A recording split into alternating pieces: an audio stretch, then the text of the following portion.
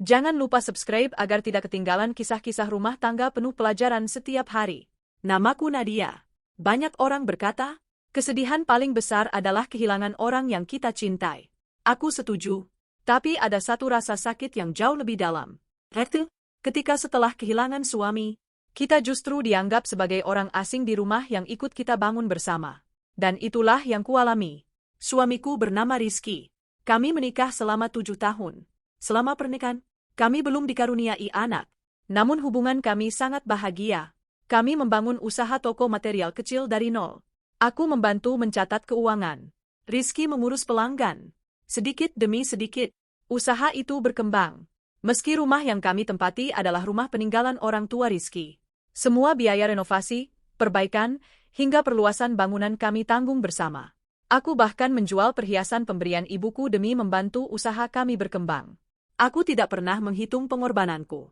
Karena bagiku, kami adalah keluarga. 2 bulan yang lalu, hidupku berubah selamanya. Rizky mengalami kecelakaan saat mengantar pesanan. Dokter sudah berusaha, namun Allah lebih menyayanginya. Sejak hari itu, duniaku terasa berhenti. Rumah yang dulu dipenuhi tawa, kini hanya menyisakan kesunyian. Aku masih sering terbangun tengah malam, berharap mendengar suara Rizky memanggil namaku. Namun yang kudengar hanya keheningan. Awalnya, keluarga suamiku terlihat sangat baik. Mertuaku sering menemaniku. Adik iparku, Rina, juga terlihat peduli. Ia sering datang membawa makanan, membantu membersihkan rumah. Aku bersyukur. Kupikir, aku tidak sendirian menghadapi masa-masa sulit ini. Ternyata, semua itu tidak berlangsung lama. Sebulan setelah acara 40 hari kepergian Rizky, sikap Rina mulai berubah. Ia semakin sering datang, bukan untuk menemaniku, melainkan mengatur rumah. Lemari ini dipindah saja. Motor Mas Rizky nanti aku pakai. Surat-surat rumah taruh di aku saja biar aman. Awalnya aku menganggap itu bentuk perhatian. Namun lama-kelamaan, aku merasa seperti tamu di rumahku sendiri. Suatu pagi, aku sedang menyapu halaman. Rina datang bersama 2 orang tetangga. Mereka mengobrol sambil sesekali melihat ke arahku. Aku tidak terlalu memikirkannya. Hingga tiba-tiba Rina berkata dengan suara keras, "Nadia?" Aku menoleh. "Iya, Rin." Ia berdiri sambil melipat kedua tangan. "Sebaiknya kamu mulai cari tempat tinggal lain." Aku mengernyit. "Maksudmu?" Rina tersenyum tipis. "Rumah ini kan rumah keluarga kami. Mas Rizky sudah nggak ada. Kamu juga nggak punya hak tinggal di sini lagi." Aku membeku. Aku benar-benar tidak percaya dengan apa yang baru saja kudengar. Beberapa tetangga langsung menghentikan aktivitas mereka. Semua mata tertuju kepada kami. Aku mencoba tetap tenang. "Rina, kita bisa bicara baik-baik di dalam." Namun Rina justru menggeleng. "Nggak usah. Biar semua orang dengar." Lalu, dengan suara yang lebih keras, ia berteriak, "Rumah ini bukan tempatmu. Angkat kakimu dari sini." Suasana mendadak sunyi. Aku melihat beberapa tetangga saling berpandangan. Ada yang terlihat kaget, ada yang hanya diam. Tidak ada satupun yang menyangka Rina akan berkata seperti itu. Aku memandang wajah iparku beberapa saat. Tidak ada kemarahan di matanya. Hanya kesombongan. Seolah-olah, ia sudah menjadi pemilik rumah itu. Aku menarik napas panjang, lalu mengangguk pelan. "Baik." Hanya itu jawabanku. Aku tidak berteriak. Tidak membalas hinaan, tidak mempermalukannya di depan orang lain. Aku hanya berbalik, masuk ke dalam rumah, dan mulai memasukkan pakaian-pakaianku ke dalam koper. Dari luar, aku masih mendengar suara Rina. "Nah begitu. Tahu diri." Beberapa tetangga tampak prihatin, namun aku tetap diam, karena aku percaya, cara terbaik menghadapi orang yang sedang merasa menang adalah membiarkannya menikmati kemenangan itu terlebih dahulu. Sebab mereka belum tahu apa yang sebenarnya akan mereka kehilangan. Dan Rina sama sekali belum menyadari bahwa rumah yang begitu ingin ia kuasai itu menyimpan satu dokumen penting yang ditandatangani almarhum Rizky 6 bulan sebelum meninggal. Dokumen yang kelak akan membuat Rina menyesali setiap kata yang pernah ia ucapkan kepadaku. Aku menutup pintu kamar perlahan. Suara bentakan Rina dari luar masih terdengar jelas.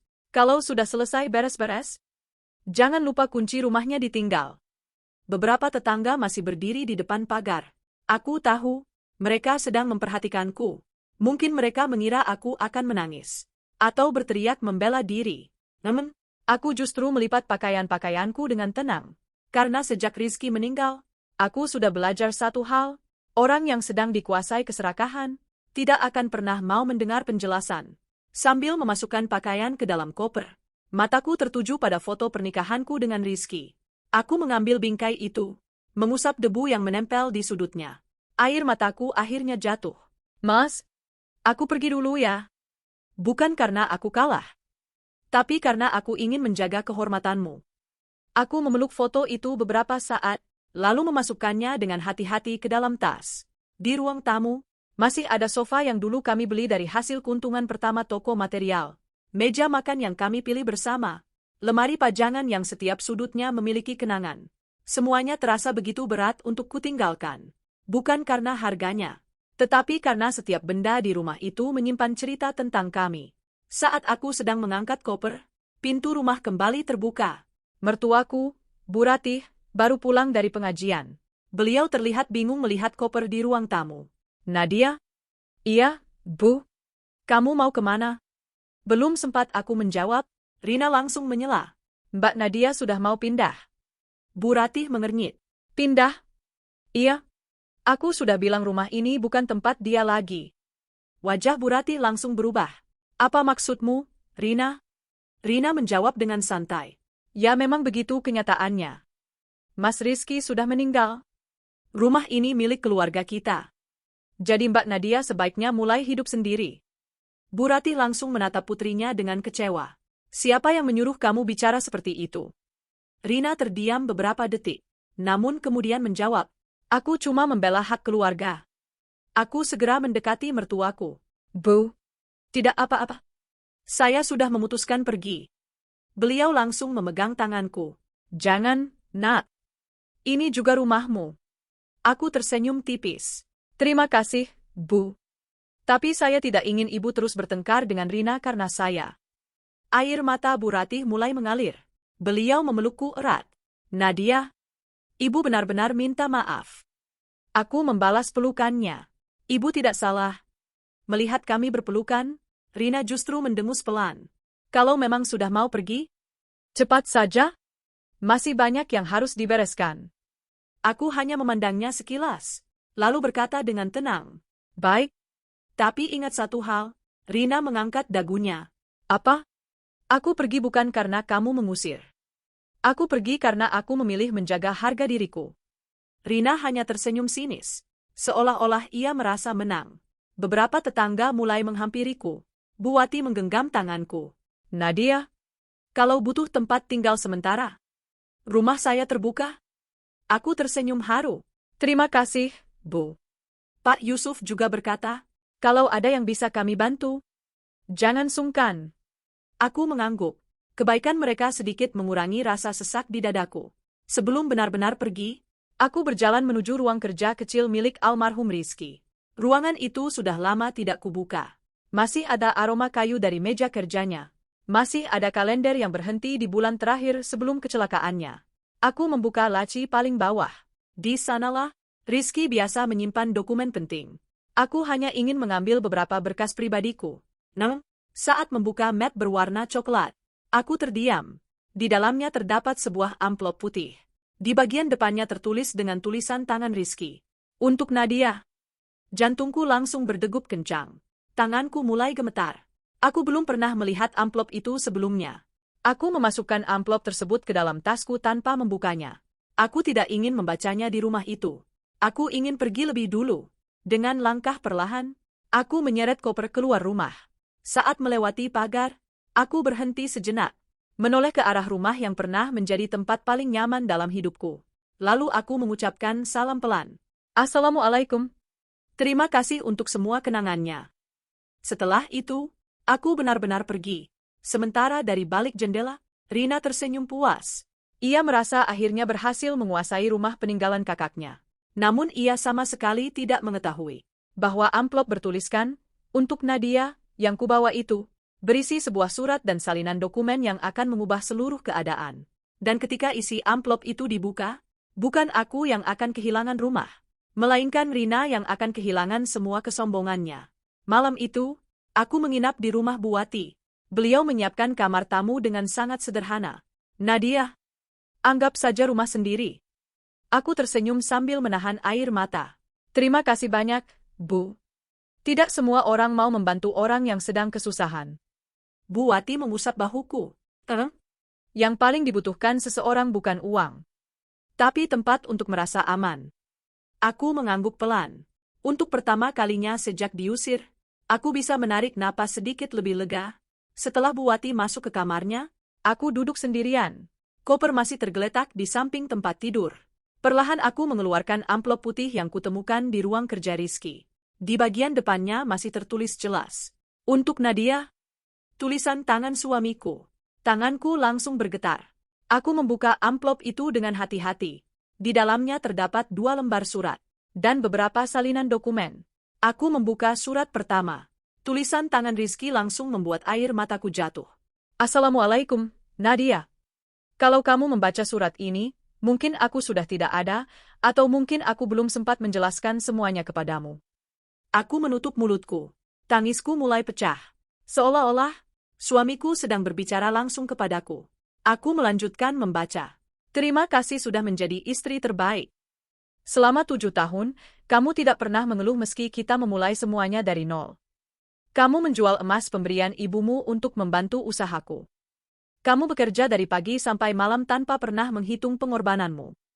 Air mataku membasahi surat itu. Aku masih ingat, hari ketika aku menyerahkan semua perhiasan warisan ibu demi membantu usaha kami. Rizky sempat menolak. Namun aku berkata, kalau usaha kita maju, itu sudah lebih berharga daripada emas. Aku melanjutkan membaca. Karena semua perjuanganmu, 6 bulan lalu aku mengurus semua dokumen yang menurutku paling adil. Jantungku mulai berdebar. Aku segera mengambil salinan dokumen yang berada di bawah surat. Mataku membelalak. Dokumen itu adalah akta hibah, disertai salinan akta notaris. Aku membaca namanya berulang kali. Penerima hibah, Nadia. Aku benar-benar terdiam. Di surat berikutnya, Rizky menjelaskan alasannya. Rumah ini memang dulu milik orang tuaku. Tapi setelah direnovasi menggunakan hasil kerja keras kita bersama, aku tidak ingin suatu hari nanti ada yang menganggap kamu hanya numpang hidup. Karena itu aku meminta izin kepada ibu. Dan beliau menyetujuinya. Aku kembali menangis. Ternyata, Rizky sudah memikirkan masa depanku jauh sebelum semuanya terjadi. Belum selesai sampai di situ. Di dalam map itu juga terdapat salinan kepemilikan toko material. Ternyata, sebagian besar saham usaha juga sudah dialihkan atas namaku. Semua dilakukan secara resmi, disaksikan notaris, dan ditandatangani 6 bulan sebelum kecelakaan. Aku terduduk lemas. Mas, kamu sudah memikirkan semuanya. Keesokan paginya, aku memutuskan menemui notaris yang namanya tercantum dalam dokumen. Begitu melihat berkas yang kubawa, beliau langsung mengenalinya. Ibu Nadia? Iya, Pak. Saya memang sudah lama menunggu ibu datang. Aku terkejut. Menunggu saya? Beliau mengangguk. Almarhum Pak Rizky pernah berpesan. Kalau suatu hari ibu membutuhkan penjelasan, saya harus membantu. Notaris kemudian membuka arsip asli. Beliau memperlihatkan seluruh dokumen. Semuanya sah, lengkap, berkekuatan hukum. Rumah itu? Beliau mengangguk. Secara hukum, hak atas rumah tersebut telah dialihkan sesuai dokumen yang ditandatangani. Aku memejamkan mata, bukan karena senang, melainkan karena teringat bagaimana Rina mengusirku dengan penuh kesombongan. Padahal, ia bahkan tidak mengetahui status hukum rumah itu. Sebelum notaris berkata, masih ada satu hal lagi. Apa, Pak? Beliau menyerahkan satu map tambahan. Ini surat kuasa dari almarhum. Beliau berpesan, kalau ada yang mencoba mengambil hak ibu secara tidak benar, ibu berhak menempuh jalur hukum. Aku menggenggam map itu erat. Untuk pertama kalinya, aku merasa tidak lagi sendirian. Bukan hanya karena ada dokumen, tetapi karena aku tahu, Rizky benar-benar telah menjagaku, bahkan setelah kepergiannya. Sementara itu, di rumah, Rina mulai mengatur isi rumah sesuka hati. Ia memindahkan perabot, mengganti kunci kamar. Bahkan mulai berkata kepada beberapa tetangga, sebentar lagi rumah ini akan aku renovasi. Tetangga hanya saling berpandangan. Mereka tidak tahu harus berkata apa. Namun beberapa di antara mereka mulai merasa ada yang tidak beres. Karena Bu Ratih, ibu kandung Rina, justru terlihat murung sejak Nadia pergi. Dan sore itu, saat seorang petugas notaris datang membawa surat resmi ke rumah tersebut, senyum kemenangan di wajah Rina perlahan mulai menghilang. Karena isi surat itu akan membuatnya sadar bahwa perempuan yang ia usir kemarin ternyata adalah pemilik sah rumah yang selama ini ingin ia kuasai. Sore itu, Rina sedang sibuk menyuruh beberapa tukang mengukur bagian depan rumah. Aku mau pagar ini diganti. Cat temboknya juga diganti. Biar kelihatan lebih modern. Para tukang hanya mengangguk. Mereka mengira Rina memang pemilik rumah itu. Sementara Bu Ratih hanya duduk diam di teras. Wajah beliau terlihat murung. Sejak aku pergi, rumah itu tidak lagi terasa hangat. Tiba-tiba, sebuah mobil berhenti di depan pagar. Seorang pria berpakaian rapi turun sambil membawa map hitam. Permisi. Apakah ini rumah almarhum Bapak Rizky? Rina segera menghampiri. Iya. Ada apa? Pria itu memperkenalkan diri. Saya dari kantor notaris. Saya ingin bertemu dengan ahli waris dan penghuni rumah ini. Mendengar kata notaris, Bu Ratih langsung berdiri. Saya ibunya Rizky. Pria itu mengangguk sopan. Baik, Bu. Saya membawa surat resmi terkait dokumen milik almarhum. Rina langsung tersenyum. Dalam pikirannya, ia yakin surat itu berkaitan dengan pembagian warisan. Ia bahkan sudah membayangkan rumah itu akan segera menjadi miliknya. Silakan masuk. Katanya penuh percaya diri. Di ruang tamu, petugas notaris membuka map yang dibawanya. Kemudian ia mengeluarkan beberapa lembar dokumen. Sebelum saya menjelaskan, saya ingin memastikan, apakah Ibu Nadia ada di sini? Rina langsung menjawab cepat. Dia sudah pergi. Petugas terlihat sedikit terkejut. Pergi? Iya. Dia sudah tidak tinggal di sini lagi. Petugas itu menarik napas pelan. Lalu, siapa yang menyuruh beliau pergi? Ruangan mendadak hening. Bu Ratih menundukkan kepala. Sementara Rina menjawab santai. Ya saya. Rumah ini kan rumah keluarga kami. Petugas notaris memandang Rina beberapa detik. Ekspresinya berubah serius. Kalau begitu, saya rasa telah terjadi kesalahpahaman yang cukup besar. Jantung Rina mulai berdebar. Maksudnya? Petugas membuka dokumen pertama. 6 bulan sebelum almarhum meninggal, beliau datang ke kantor kami. Beliau mengurus proses hibah rumah ini. Rina langsung tersenyum. Nah, benar kan? Pasti untuk keluarga. Petugas menggeleng. Bukan. Senyum Rina perlahan menghilang. Petugas membaca isi dokumen dengan jelas. Pemilik baru rumah ini berdasarkan akta hibah adalah Ibu Nadia. Ruangan mendadak sunyi. Rina membeku. Apa? Saya rasa Anda salah baca. Petugas menyerahkan salinan akta. Silakan diperiksa. Tanda tangan notaris. Tanda tangan almarhum. Saksi. Semuanya lengkap. Tangan Rina mulai gemetar. Ia membaca nama itu berulang kali. Nadia. Bukan dirinya. Bukan keluarganya. Melainkan perempuan yang baru saja diusirnya sehari sebelumnya. Tidak kan? Rina berdiri dengan wajah memerah. Rumah ini milik orang tua kami. Petugas mengangguk tenang. Benar? Namun berdasarkan dokumen yang sah, telah dilakukan pengalihan hak sesuai prosedur hukum. Dan Ibu Ratih juga telah memberikan persetujuan saat proses tersebut. Semua mata langsung tertuju kepada Bu Ratih. Air mata beliau mengalir. Iya, memang benar. Rina menoleh kaget. Ibu? Ibu tahu? Bu Ratih mengangguk pelan. Rizky pernah datang. Dia bilang, Bu, kalau suatu hari aku tidak ada, aku ingin Nadia tetap punya tempat tinggal. Dia sudah terlalu banyak berkorban untuk keluarga ini. Tangis Bu Ratih pecah. Aku menyetujuinya. Karena aku tahu, Nadia memang pantas mendapatkannya. Rina terduduk lemas. Wajahnya kehilangan warna. Ia baru menyadari bahwa perempuan yang kemarin dihina di depan tetangga, justru adalah pemilik sah rumah itu. Petugas notaris belum selesai. Masih ada satu dokumen lagi. Rina mengangkat wajah perlahan. Apa lagi? Petugas membuka map kedua. Selain rumah, almarhum juga mengalihkan sebagian besar kepemilikan toko material kepada Ibu Nadia. Rina membelalakkan mata. Toko juga? Iya.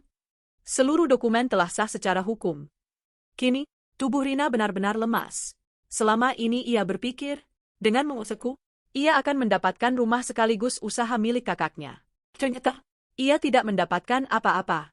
Bu Ratih memegang dadanya sambil menangis. Lihat apa yang sudah kamu lakukan, Rina. Kamu mengusir perempuan yang paling dipercaya kakakmu.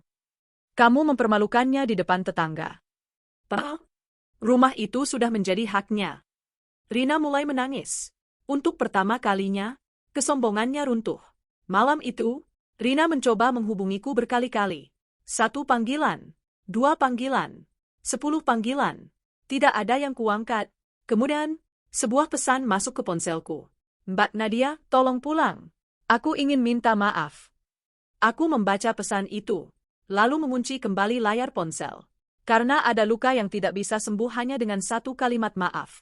Dan keesokan harinya, saat aku akhirnya kembali datang ke rumah itu bersama notaris, seluruh tetangga yang dulu menyaksikan aku diusir akan melihat siapa sebenarnya yang berhak berdiri di rumah tersebut. Keesokan paginya, sebuah mobil berhenti di depan rumah yang pernah kutinggali bersama Rizky. Aku turun perlahan. Di sampingku berjalan Pak Hendra, notaris yang selama ini menyimpan dokumen almarhum suamiku. Tanganku terasa dingin. Bukan karena takut, melainkan karena begitu banyak kenangan yang kembali muncul saat melihat rumah itu. Dias, masih ada kursi kayu tempat Rizky biasa menikmati kopi setiap pagi. Masih ada pohon mangga yang kami tanam bersama di tahun pertama pernikahan. Semuanya masih sama. Yang hanya orang-orang di dalamnya. Beberapa tetangga yang sedang menyapu halaman langsung menghentikan aktivitas mereka. Itu Mbak Nadia? Iya. Dia datang lagi. Kabar kedatanganku menyebar dengan cepat. Tidak lama kemudian, beberapa warga mulai berkumpul di depan rumah. Mereka masih mengingat jelas bagaimana beberapa hari lalu aku diusir dengan bentakan. Kini, mereka penasaran apa yang akan terjadi. Pintu rumah terbuka. Bu Ratih keluar lebih dulu. Begitu melihatku, beliau langsung berjalan cepat. Nadia, maafkan ibu. Air mata beliau langsung mengalir. Aku segera mencium tangan beliau. Jangan begitu, Bu. Ibu tidak perlu meminta maaf. Beliau memelukku erat. Ibu gagal melindungimu. Aku mengusap punggungnya pelan. Semua sudah terjadi. Yang penting sekarang kita selesaikan dengan baik. Beberapa detik kemudian, Rina keluar dari dalam rumah. Berbeda dengan beberapa hari lalu, kini wajahnya pucat, matanya sembab, ia bahkan tidak berani menatapku. Begitu sampai di hadapanku, tanpa diduga, ia langsung berlutut. Mbak, aku minta maaf. Suasana langsung hening. Tetangga yang melihat kejadian itu saling berpandangan. Inilah perempuan yang beberapa hari lalu berteriak, "Rumah ini bukan tempatmu." Kini, perempuan yang sama sedang menangis di hadapanku.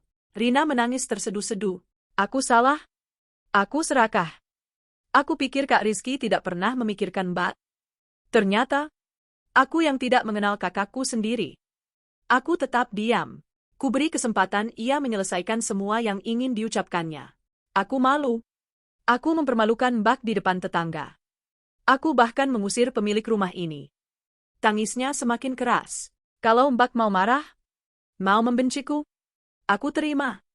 Pak Hendra kemudian membuka map yang dibawanya. Beliau berbicara dengan tenang. Sesuai dokumen yang sah, Ibu Nadia adalah pemilik rumah ini. Dan seluruh proses telah memenuhi ketentuan hukum. Beliau lalu menyerahkan dokumen asli kepadaku. Aku menerimanya tanpa berkata apa-apa. Bukan karena bangga, tetapi karena aku teringat 1 kalimat Rizky dalam suratnya. Aku tidak ingin ada yang menganggap kamu hanya numpang hidup. Air mataku kembali jatuh. Bahkan setelah kepergiannya, Rizky masih melindungiku. Aku kemudian menatap Rina. Rina. Iya, Mbak. Aku tidak akan membalas apa yang sudah kamu lakukan. Rina mengangkat wajahnya perlahan. Tapi ada satu hal yang harus kamu ingat. Apa itu? Harta bisa dicari. Rumah bisa dibangun. Tapi kalau rasa hormat sudah hilang, butuh waktu yang sangat lama untuk mengembalikannya.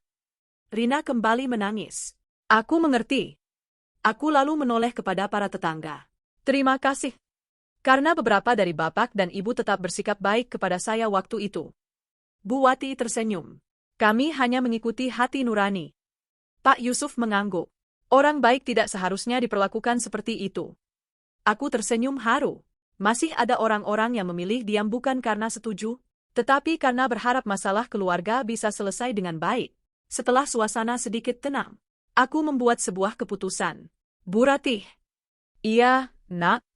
Ibu tetap tinggal di rumah ini. Bu Ratih langsung terkejut. Tapi ini rumahmu. Aku mengangguk. Benar? Tapi selama ibu masih hidup, rumah ini juga rumah ibu. Air mata Bu Ratih kembali mengalir. Nadia, kamu masih sebaik ini setelah semua yang terjadi. Aku tersenyum kecil. Rizky pasti tidak ingin saya membiarkan ibunya hidup sendirian. Kemudian aku menoleh kepada Rina. Sedangkan kamu? Rina menundukkan kepala. Aku tidak mengusirmu. Tapi mulai hari ini, kamu harus belajar menghargai orang lain. Kalau kamu ingin tetap tinggal menemani ibu, itu keputusan ibu, bukan keputusanmu. Rina mengangguk berkali-kali. Aku janji akan berubah. Beberapa bulan kemudian, suasana rumah benar-benar berubah. Rina yang dulu selalu memerintah, kini justru paling rajin membantu Bu Ratih. Ia mulai bekerja sendiri, tidak lagi mengurus harta yang bukan miliknya. Hubungannya denganku memang tidak langsung kembali akrab. Namun perlahan, ia belajar memperbaiki kesalahan melalui tindakan. Bukan sekadar ucapan. Suatu saat, aku berdiri di teras rumah sambil memandang pohon mangga yang dulu kutanam bersama Rizky. Aku tersenyum. Dalam hati aku berkata, Mas, aku sudah menjaga rumah ini. Bukan karena rumahnya mewah, tapi karena disinilah semua perjuangan kita dimulai. Angin sore berembus pelan, seolah membawa semua kenangan indah kembali hadir. Kini aku memahami, ketika Rina berteriak, rumah ini bukan tempatmu. Aku memilih mengangguk dan pergi. Bukan karena aku lemah, melainkan karena aku percaya, kebenaran tidak perlu berteriak untuk menang. Karena pada waktunya, kebenaran akan berbicara sendiri. Dan saat hari itu tiba, orang yang paling keras mengusirku, justru menjadi orang yang paling malu atas perbuatannya sendiri.